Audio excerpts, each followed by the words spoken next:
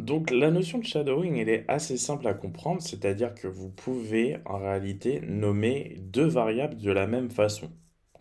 Mais évidemment, la seconde va, d'une certaine manière, avoir une prévalence, va prévaloir sur la première, et c'est pour ça qu'on dit que la première variable est shadowed, d'une certaine manière, et est victime de l'ombre de la seconde, c'est-à-dire elle est dans l'ombre de la seconde. On va plus, d'une certaine manière, s'en soucier. Donc c'est parti, on va prendre un petit exemple, hein. Let x égale 5. Donc évidemment, on comprend qu'elle est immutable. Immutable. Variable. Donc ça c'est fait, elle est immutable. Ensuite, bizarrement, on va lui assigner une nouvelle valeur. On va dire que c'est x plus 1. Ça c'est plus que contraire à ce qu'on avait vu. Donc comment est-ce possible? Donc ensuite, ce qu'on va faire, et là on va, hop, ouvrir des accolades. On va mettre let x égale x fois 2, point virgule, print ln, puisqu'il y a d'une certaine manière un inner scope, comme vous avez pu le voir là.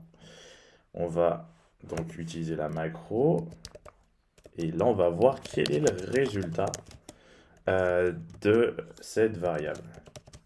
X in the inner scope is, et là, qu'est-ce que vous dites? Vous pouvez lancer le pari. Hop, et on va mettre X et un point virgule surtout à ne pas oublier. Donc qu'est-ce que ça va être? Et surtout ici, quelle va être justement la valeur de la même variable? Enfin de la même entre guillemets variable. Alors, et deux points et le placeholder. Donc c'est parti. On va observer ça ensemble. Step 1. CD cargo 1, cargo run. Oui, j'ai pas écrit cargo run. Oui, yes. Cargo run. Donc, c'est parti. On va voir ce que ça va donner. Alors, alors, à l'intérieur de ce scope, enfin dans ce scope-là, donc, vous pouvez voir que ça fait 12, et ensuite, à l'extérieur de ce scope, ça fait 6. Donc, on va essayer de voir comment ça s'est passé. Donc, par rapport à ce qu'on disait, normalement, elle est immutable. Donc, il y a vraiment des choses qui sont assez bizarres dans ce que vous voyez ici. Alors, dans ce programme, la première chose qu'on voit, c'est qu'il assigne à x la valeur 5. Ensuite, il crée une nouvelle variable. En fait, c'est une nouvelle variable, new variable, avec le même nom. Ça se voit que c'est une nouvelle variable parce qu'il y a let devant. Sinon, on aurait dit x égale. Et donc là, ensuite, ça aurait occasionné une erreur parce que la variable n'était pas déclarée comme étant mutable dès le départ. Donc, nouvelle variable, new variable. The int is the let before it. Donc, nouvelle variable est déclarée.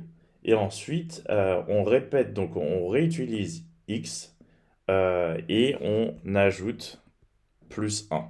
Donc ça fait 6. Donc on part du principe que là, le résultat, c'est 6.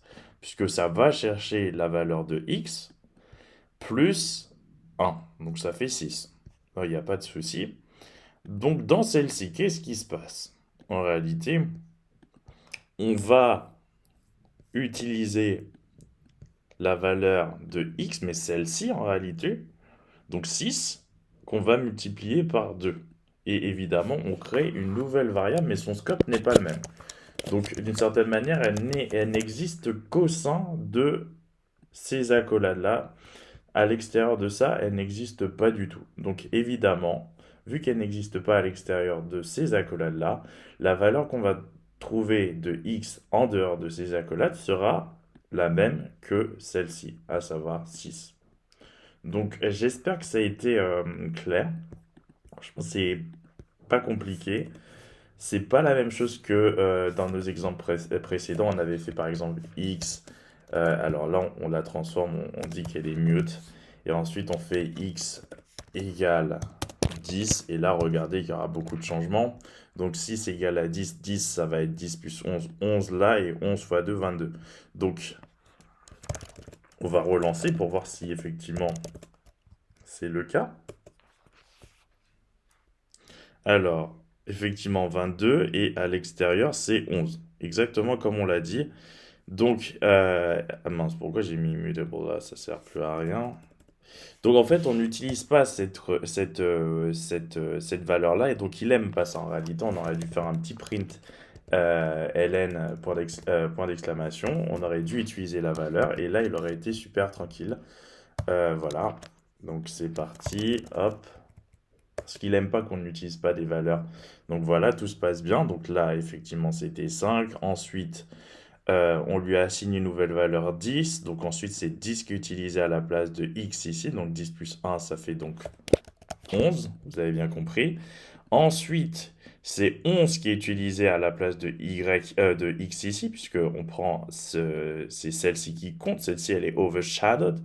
Elle a de l'ombre sur elle. Et ensuite, 11 fois 2, ça fait bien 22. Donc à l'intérieur de ce scope-là, qui est délimité par les deux accolades ouvrante et fermante, c'est x a comme valeur 22. Et à l'extérieur de ce scope, donc voilà, le corps de la fonction extra ce scope, eh bien x a comme valeur 11. Donc voilà.